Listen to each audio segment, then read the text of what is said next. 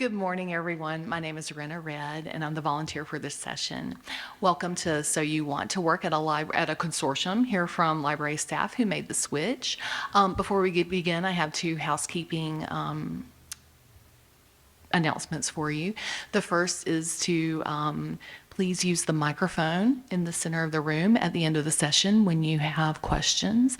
And the second is to please follow the Charleston Conference Code of Conduct, which you can find on the website, which I believe all of you are acting accordingly, I hope. Anyway, and now here are our presenters. Thank you so much, and good morning, everyone. Thank you for coming out still relatively early to attend this session entitled, So You Want to Work at a Consortium, here from library staff who made the switch.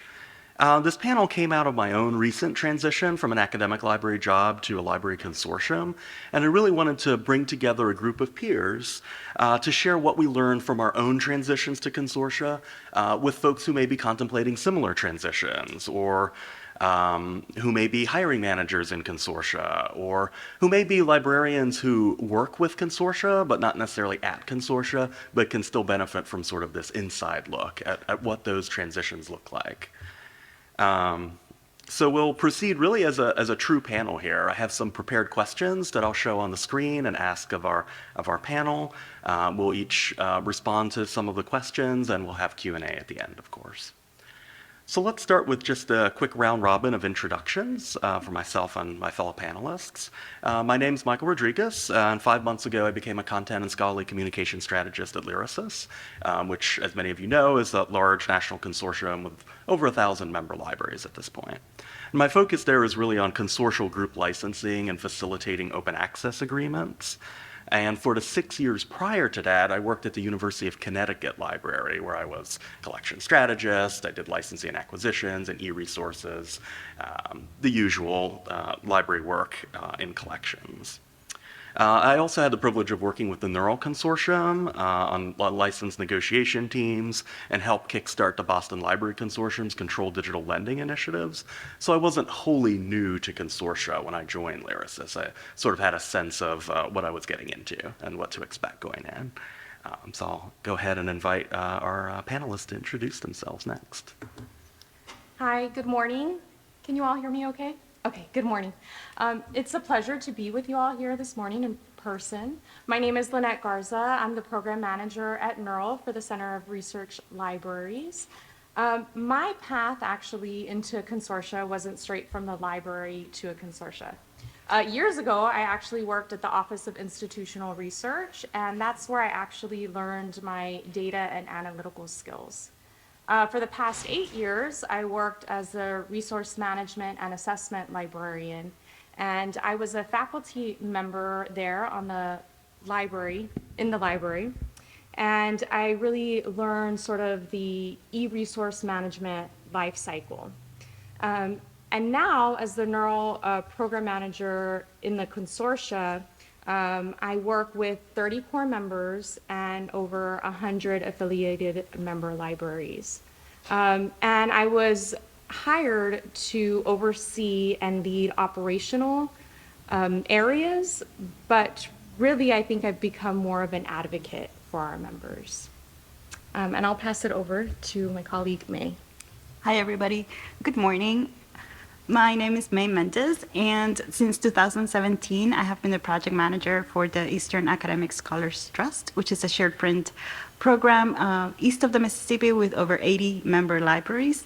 In between that, from 2018 to 2021, I worked for the Boston Library Consortium as a program manager, focusing on professional development activities for staff at our member libraries, including UConn. And my transition from academic librarianship to consortial work was from one day to the next. I was a librarian at the University of Miami Libraries for 10 years, starting as a subject liaison and ending up as a special collections librarian at the Cuban Heritage Collection. And my work in the shared print program is much more operational and project management based. So that was a little bit of a switch from this sort of very specific instructional and collections management to a more specific type of role, as it was working with over, at the time, 60 member libraries. So we're going to go into the specifics in a little bit, but that's my sort of short bio, and I'm going to turn it over to Julia. Good morning, everyone. Can everyone hear me? Good. Okay. So I'm Julia Proctor. I'm the executive director of Connect New York, and I started that role in July. And Connect New York is a small consortium of private academic libraries in New York State. We have various initiatives. The main thing that we do together is resource sharing through an interlibrary loan network. We're members of Project Reshare. And we also have some ebook licenses through ProQuest and JSTOR and a few other projects. And prior to that, my background is pretty similar to Michael's. I have been involved with acquisitions, electronic resources, collection development, and things having to do with the collections life cycle. I've been involved with consortia in the past. I was at Penn State, where I was the head of acquisitions, and I worked with the BTAA. And when I was at the University of Wyoming, I worked with the Colorado Alliance of Research Libraries, so I did have some experience coming into this with consortia. Thanks so much for that background. So let's go straight into our questions next. So this is the first question prepared for the panel, and it's really open for anybody to chime in on and answer. So what drew you to working at a library consortium?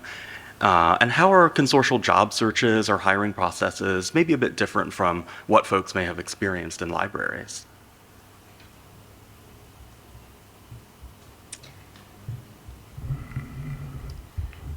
So, as I mentioned before, I think there's sort of a greater purpose. There's a lot of meaning that I've learned. I've only worked at NERL for about 8 months now, but there's a real sense of purpose working with a consortia. There's so many members and so many stakeholders, as I've learned. You're working not only with your sort of institution that you're working for, in my case with the Center for Research Libraries, with our NERL consortia, but you're also working with other consortia members. You're working with your publishers, your vendors.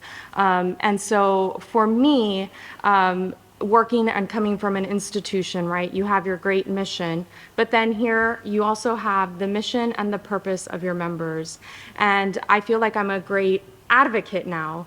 So not only having sort of my operational goals, which I was hired for, but a great sense of purpose and collaboration that I feel now. So I think I was very much driven by their values, their core values, and also their purpose.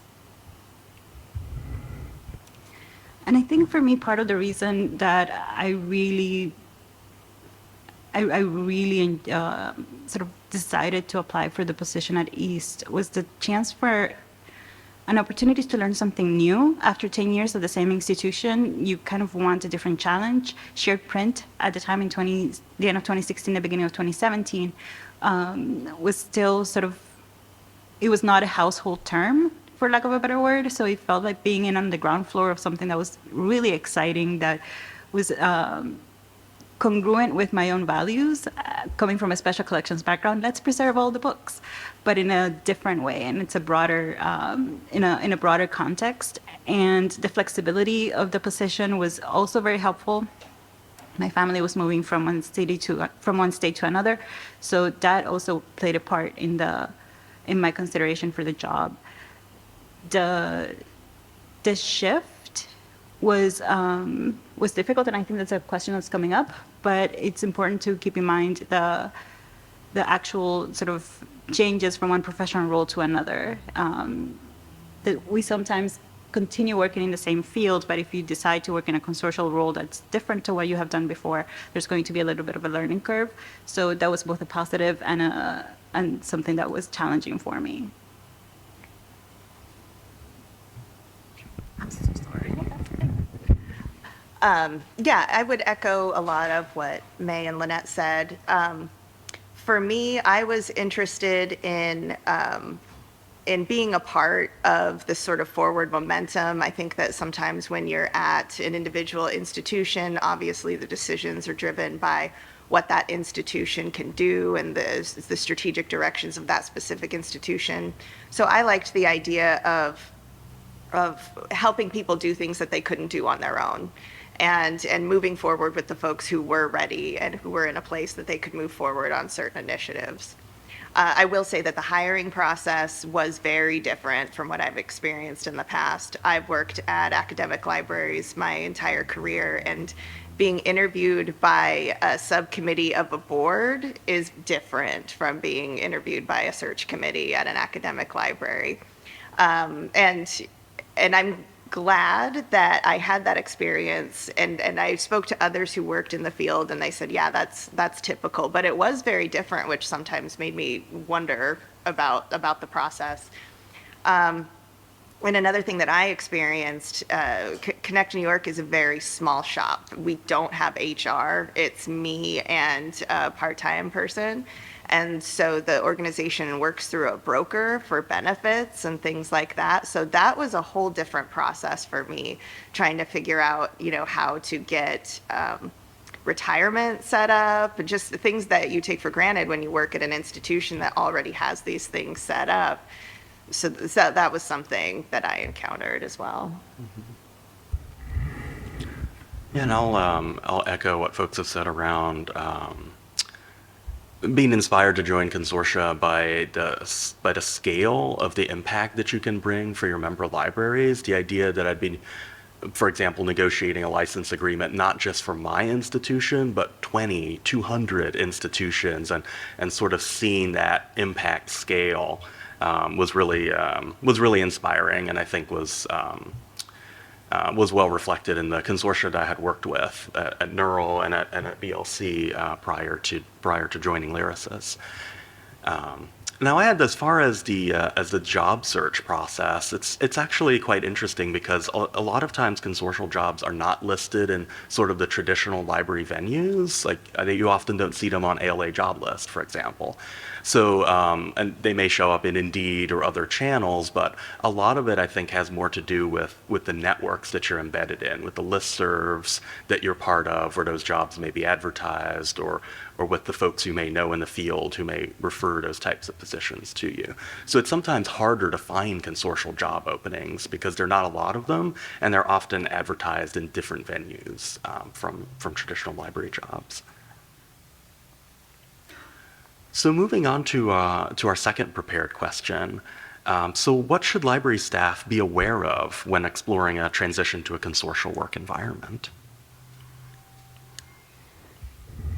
Sure. So I'll mention briefly, for me, working in a library setting and during the initial search process, I don't think I was so much aware of like the governance structure, and I don't know how much this was the case for other consortia. But so in the case of Neural, for example, there was different layers of governance. And so those were the individuals that I was actually interviewing with. So although where I used to work at Trinity, for example, I may be interviewing with faculty or faculty senate or a VP or a president. That was not so much the case in a consortia, right? You may be working or interviewing with a program council or an executive board. So understanding that there's layers of governance that you may be interviewing with, that was definitely different for me.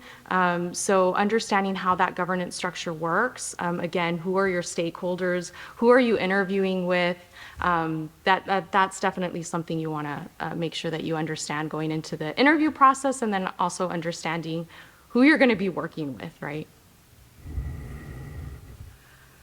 One of the things that was really apparent to me right away was the fact that we're going to be working with over 60 member libraries, and we are relying on volunteer labor in the part of the staff that works there. And for our initiative in particular, their deans and directors or their leadership may be very much in support of the work that we're doing, and they are too. The staff who's doing the rank and file work is too, but they also have competing priorities at their home institutions. So understanding that landscape and figuring out where we fit in and what kind of value we can provide for them, what can we do for them to make their job for us easier, was a little bit of a challenge to figure out.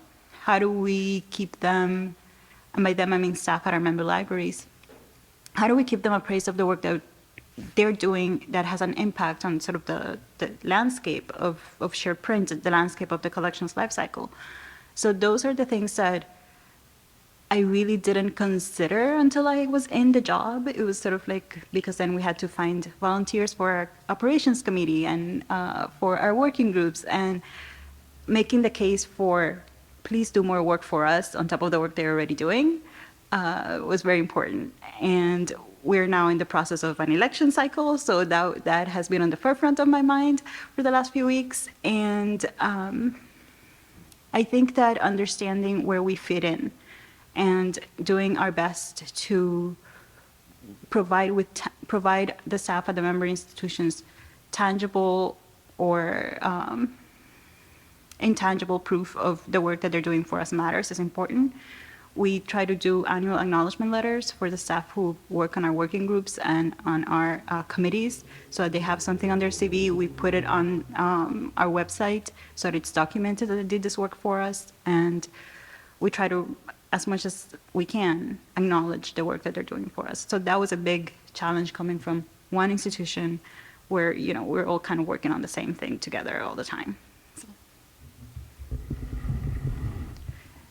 Yeah, I really identify with that. Connect New York relies on volunteers a lot, and we need those folks to help us move initiatives forward. So in some ways, it's my role is more project management and organization than maybe I expected, and that's fine, but that is a big component of it.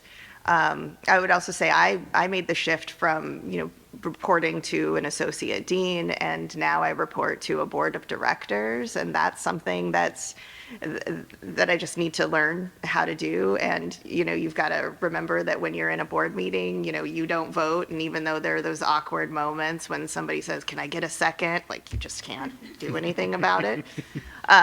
So that is a shift as well. Well, I'll share from a line that has been quoted to me by several folks working consortia, that if you know one consortium, you know one consortium, right?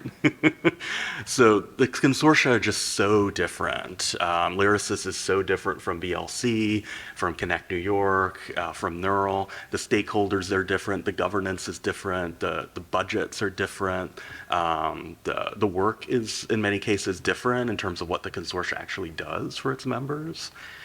So I think certainly going into any consortial position, I think really understanding all those components and sort of seeing how that maps up to your skill set, to your vision for collaboration moving forward is really important. And I think, too, consortia sit in this sort of really interesting interstitial space between vendors and libraries in some cases, because we're really in the middle as a service provider in many cases. We're doing work on their behalf. So that's, I think, something to be aware of, particularly if you're working at a very large or very geographically distributed organization, to find ways to stay embedded in those library conversations and make your work as directly meaningful and impactful for those libraries as you can. So moving on to our third prepared question. So how do skills that you've developed in a library setting translate to a consortial context? And what skills did you need to prioritize when working at a consortium?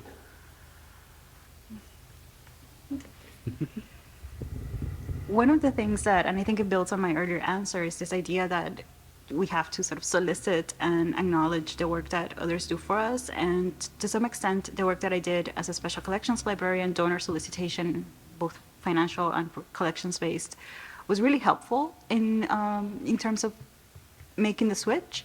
The sort of emotional quotient notion that you have to be aware of what people are dealing with at their institutions, that you have to have some kind of spatial awareness or calendar awareness, that you don't spam them with stuff to do, in August. That's just not done. So the the phrase that I was looking for, the cultivation of relationships, is, I think, an easily transferable skill that instructional librarians do with their faculty and their students and their researchers. Special collections librarians do with their donors. Acquisitions librarians do with their vendors. So it's an easily transferable skill that I didn't realize I was going to rely on as much. Second section. And in terms of what skills I needed to prioritize, thinking bigger, which is not necessarily a skill, but it's a shift in mindset. Moving from one institution to 60 and now 82 institutions, and understanding where we fit in that context, both as a consortium and a consortial staff, that we are also very small. So the mindset shift and the interest in learning. As I mentioned earlier, shared print was a new thing, relatively new thing in library land, and very new to me. So it was helpful for me to be a librarian and do my research and do all the webinars and take all the notes and be prepared to cultivate those relationships with research that I had done. I didn't have the practical experience, but I had the theoretical experience. So when I started to talk with the staff at member libraries, I had some basis from which to begin the conversations. I will definitely echo that, sort of this building relationships, because you are working and speaking to so many people. But I'll also list sort of these clearly identifiable skills, right? Licenses, if you can sort of prioritize that skill while you're working in the library setting now, right? If you can work on finding those terms, whether it's in a streaming media license or if it's, in an ebook license, right? Honing in on those skills now will definitely help you in a consortia. Or if it's like even a technical skill in an institutional repository, all of those expertise skills will still translate and help you in a consortia. Definitely, for sure. But again, as May said, relationship building, trust, collaboration, those type of skills that perhaps you can't list or see, easily on a CV. Those are the items too that are going to help you tremendously. Yeah, again, I would echo everything that's been said. Having that practical knowledge is really helpful, and I've always liked digging down in the details of my work as a librarian and knowing systems and things like that. So that work has been really helpful. For example, knowing certain ins and outs of ERMs or ILSs has been helpful to me in helping our members get like MARC records for our ebook programs. But I do have to say, I have this fear that as I'm in a role like this over time, where I don't necessarily get to dig into these details, I worry that I'm going to lose some of this practical knowledge and these skills, and maybe I'll be less effective. So I'm trying to think of ways to keep up on those things as time goes on. I'll echo what everyone said as well, and thinking bigger and strategically is critical, I think, in almost any consortial role. But continuing to hone those quote unquote hard skills as well. So spreadsheets are going to be, and knowledge of spreadsheets is going to be useful in any role that you'll ever have in this industry.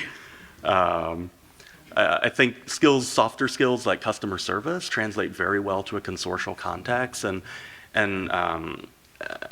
when I was managing e-resources, I used to talk a lot about simplification as strategy, right? Of making user experience as straightforward as possible, not overburdening faculty or students with choices, whether that's in interface design or other areas. And I think that carries over to the consortial context as well. Librarians are incredibly busy. And the more that we can provide them with straightforward answers and options, the more effective we'll be in a consortial context. So I think that notion I had as a frontline e-resources librarian of simplification as strategies translates very well to a consortial context. So moving on to our fourth and really our final main question. Can you share any general tips or personal experiences or things that you've heard from colleagues about how to navigate that transition from a library to a consortial environment, and what are perhaps some of the trade-offs in that? So I'll speak to two sort of areas and sort of I think differences, not so much maybe challenges, but differences in the transition. The first is sort of area, and the first is sort of location, and the second is scale. I speak to area just because this was a fully remote position for me. And that doesn't seem like a challenge so much, maybe, perhaps, but it's a difference, right? So for most of my career, I've worked in higher education and I worked on site. And I really enjoyed working in a college environment. So I remember this being a question for me, like, how is it working from home and not with faculty, right? Like, there with the students in that environment. I mean, honestly, I really enjoyed it.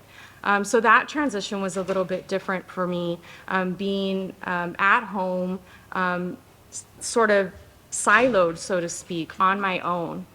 So that's something to consider. How would that feel for you going remote? How would you be able to still have that connection, feeling that you are there with your members in collaboration with them? So something just to consider and think about. The location for CRL is in Chicago, so still being able to connect with your staff there, and then also with your members who may be everywhere in the country. And then the second is scale, which May actually spoke to. It's much larger, right? Your scale is much larger. Your stakeholders are much larger. So being able to connect there, how are you going to be able to do that relationship building, especially when you're on board?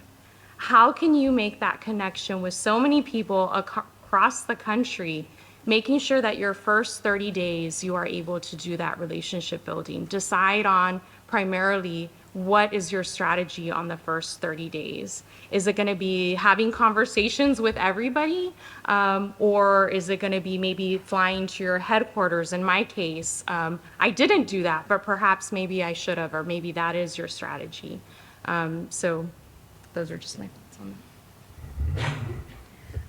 I think that resonates with me quite a lot, coming from a very public-facing role, with instruction sessions and exhibits and events and donor stuff, to working from home before the pandemic. So I was a little bit of an outlier for the people that I worked with.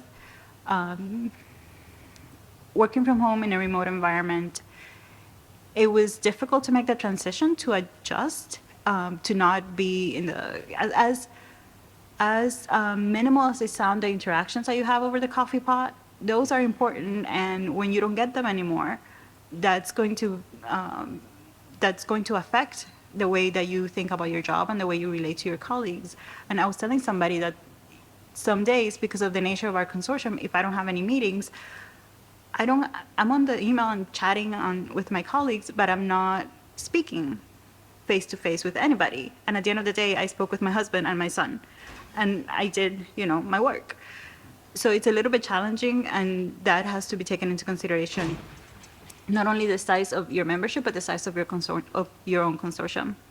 The other thing that I tried to do to alleviate some of that, and this was before the pandemic shut everything down, was to go to our member libraries for events and meetings. If they had an event on something, I was there. And because I was in the Boston area, where our membership was relatively concentrated, when I was in the BLC, I could drive to our members' presentation on cybersecurity. Am I interested in cybersecurity? No.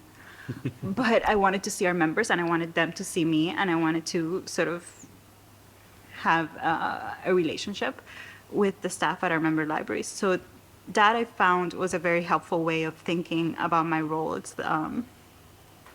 It's not just working on my own with my colleagues, but also finding opportunities to meet our members face to face outside of my job description, and continue to build on the network of colleagues people that I knew in my previous role that worked for member libraries. It's like, now I'm in this role, let's chat about this in this context. Sort of ensuring that those relationships kept going even after my job change. So that was something that that I was very intentional about doing, and then they left. So that was a bummer. But while it lasted, it was great. What else? And when those sort of like imposter syndrome moments come by, because this is a new environment, this is a new position, this is a new and different role, it's like your expertise and your experience brought you here, so you are here and you can do this. So that was particularly important for me to keep in mind. So yeah, I agree with everything that's been said. So I'll talk a little bit about just practical stuff. Like when I first took my new position, I had a budget for office setup, and so I was like, this is great. I get to buy whatever computer I want. I get to buy whatever printer I need. But then on the flip side, there's no IT. There's no, there's nobody there to help you, and you've got to figure all of this out. Just the logistics are all on you. So.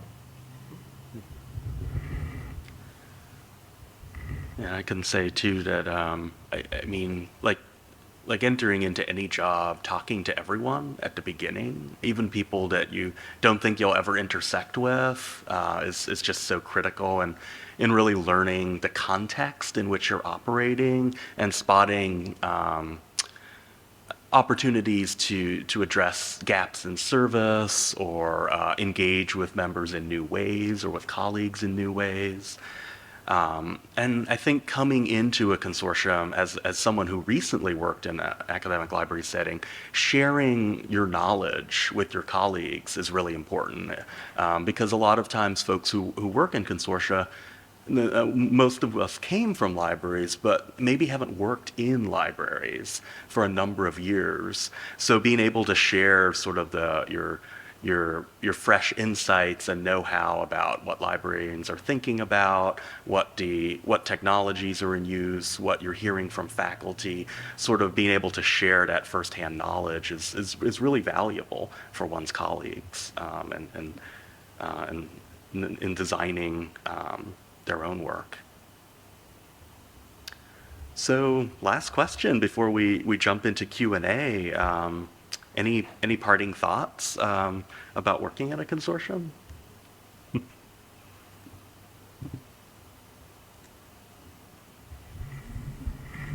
I think I'll bring it back full circle.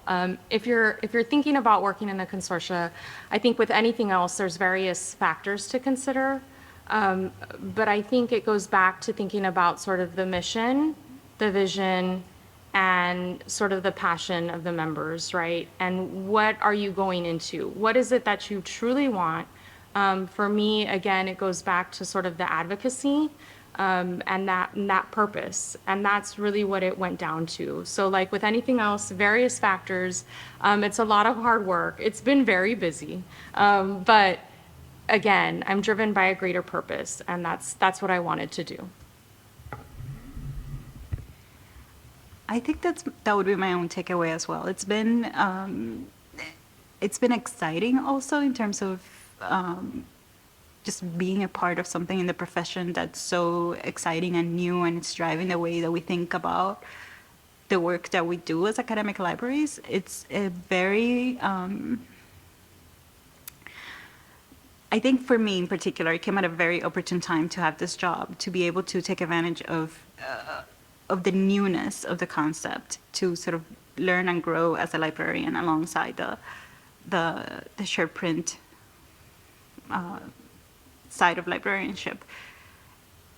It's very important for me that I do the work that aligns with my values, and the values of preservation and freedom of access to materials is very important to me. And that was when we talk about preserving cultural heritage and the work that we're doing now in East, analyzing the presence of marginalized voices in our retained collections, that work speaks both to my professional, my personal values. So that feels like there's an alignment of the work that I do with the person that I am, and that's very important to consider. So even beyond the practical components of the flexibility of the work, the professional advancement, and all of that, it's important to consider how the work that you would be doing aligns with your own values, personal and professional. Yeah, the only thing that I would really add to that is one of the things that I've been really happy about is sort of the larger community of other professionals that work in consortia and how welcoming and supportive that community has been. So I think that, within that community, everyone understands the challenges and they really do reach out and try to support you. And you do have that network of folks to reach out to. And that's something that I've been really, really happy about. I'll echo what everyone said, and I think in libraries we're always moving forward, right? We're always changing, we're always improving our services, shifting our technologies, but in a consortial context, it's just so exciting to be able to move forward together at the scale that we do in collaboration with our members and our colleagues, and that I think has just been such a compelling value proposition to working at a consortia for me as well. Well, thank you so much, everyone. We have a few minutes for questions. If anyone wants to ask a question and come up to the mic. Oops, we talked a lot. Hi, I'm Jill Powell, engineering librarian at Cornell University. And I wonder if I could ask you a question about working with a consortia, not working at a consortia. So I manage a number of funds, and there are several of the payments that come really, really late in the fiscal year. They're so late that I have people every year asking, when are you going to spend that money? When are you going to spend that money? And of course, we really, really value the negotiating skills that you use. But is there any advice you can give those of us who work at universities, how we can better work with consortia? Is the question about like how to spend how to work with consortia to better leverage the funds? I think the question is more like, I will ask, and they say, no, don't ask us, ask your rep to Neural, for example. So I feel like I'm out of the loop, and so I don't know if I can ask, or what's the status? Because I know you're waiting to hear from a number of institutions before you can invoice us. So I just, I've never had the opportunity to ask that because I've always had to go through my own library reps. I think oftentimes it's sort of the nature of the negotiations, right? Because we're dealing with so many institutions, as you said. It's dependent on how the negotiation is going. So, currently right now we're going through 4 negotiations, and we are, for example, on one of the negotiations that ends at the end of this year, we are down to the wire, still negotiating with the publisher to get this deal completed. On the other hand, if it's simply just like a late payment, that's something that we can just discuss with the actual institution, for example.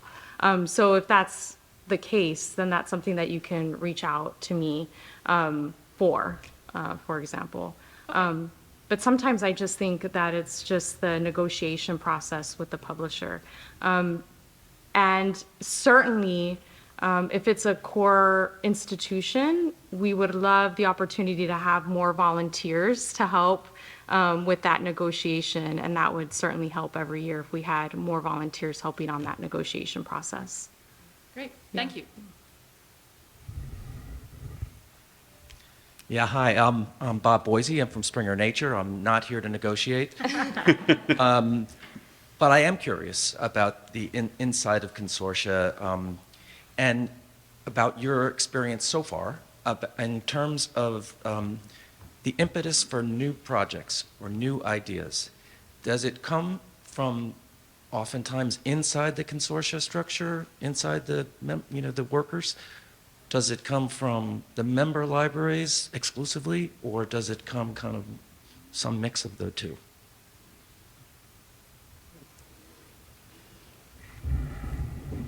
Yes.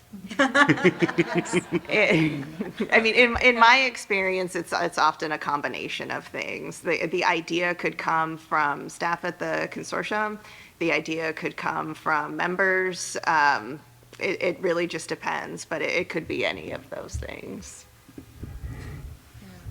One of the things that we did a couple of years ago, and Susan's here, so we did a program assessment a couple of years ago at the end of 2020 to sort of gauge where our members wanted to go. We had a strategic directions process from after our initial grant funding ended, and that process led us to a 2-year strategic direction. And towards the end of 2020, we asked the membership again, and they moved us forward with some directions that they wanted to take as a member organization. We talked with our executive committee, and now we have strategic directions out for feedback to the membership. So it's a circular process. I don't want to say the snake is eating its tail, but everybody's sort of part of the process all the way around. I would echo that as well, and I think too the process is very circular. It's much like a feedback loop, but whatever the innovation or the new thing is, it really has to be rooted in what members need, in a problem that we're solving for our member libraries. And sort of how we learn about that problem and how we come at it looks very different depending on the context, but always sort of rooted in that member context and in those needs.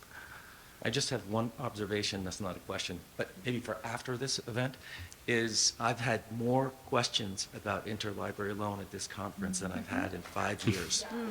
And I'm the person who answers oftentimes the questions about interlibrary loan for my company. So somebody tell me what's going on. Thank you. Thanks so much, everyone. Thank you.